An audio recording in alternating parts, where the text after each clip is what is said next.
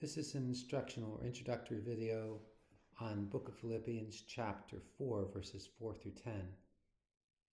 So this is a little bit of a different passage, which there are lots of different passages. It's the Bible. Bible's filled with different authors and different needs, and so it's going to be lots of variety. That's the way it's written. But here's one. May you always be joyful in your union with the Lord. Again, I will say it again. Rejoice. Show a gentle attitude toward everyone. The Lord is coming soon. Don't worry about anything, but in all your prayers, ask God for what you need, always asking Him with a thankful heart, and God's peace, which is far beyond human understanding, will keep your hearts and minds safe in union with Christ Jesus.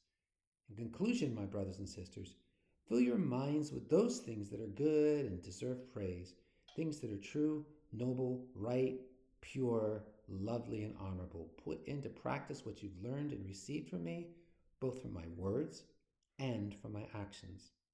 And the God who gives us peace will be with you. I quote these verses. Let me see. I quote these verses almost every day. I quote them all the time. These are really important verses in my life.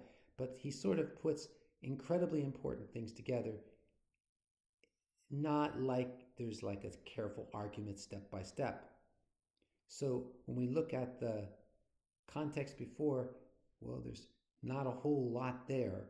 In chapter 4, verses 1, 2, and 3, first he says, you are all dear to me, and I miss you, and I'm proud of you. And this is how, brothers and sisters, you should stand firm in your life in the Lord. And when he says this is how, he's talking about the whole book this far. All right? Then, Oidia and Syntyche, please, I beg you, try to agree as sisters in the Lord. So apparently there are two women who are angry at each other. And then he says, and you too, my faithful partner, that's talking about the person who read this letter first. I don't know who that is. I want you to help these women, for they have worked hard with me to spread the gospel together with Clement and my other fellow workers, whose names are in God's book of the living. So context is Paul misses them, he loves them, he's proud of them. Okay, verse 2, there are two women that are angry at each other, and he wants them to agree, and he wants them all to help them to serve the Lord together and love each other. And then we start with verse 4.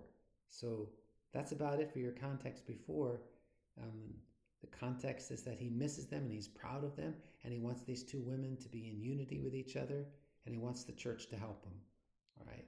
So that context is not like normal context, but it's still there. Okay, then afterwards, verses 10 through 13 would be our context. In my life in union with the Lord, it is a great joy to me that after so long a time you once more had the chance of showing that you care for me. I don't mean that you stopped caring for me. You had no chance to show it. And I'm not saying this because I feel neglected, for I've learned to be satisfied with what I have. I know what it is to be in need, and I know what it is to have more than enough. I have learned the secret so that anywhere, at any time, I am content. Whether I am full or hungry, whether I have too much or too little, I have the strength to face all conditions by the power that Christ gives me. And he's talking about them supporting him financially. They had sent money to him, and he was thanking them for the money they sent to him.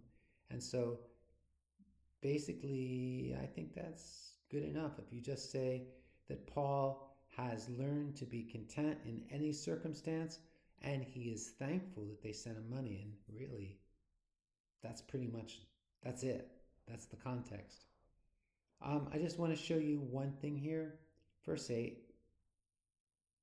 In conclusion, my brothers and sisters, fill your minds with those things that are good and that deserve praise, things that are true, noble, right, pure, lovely, and honorable.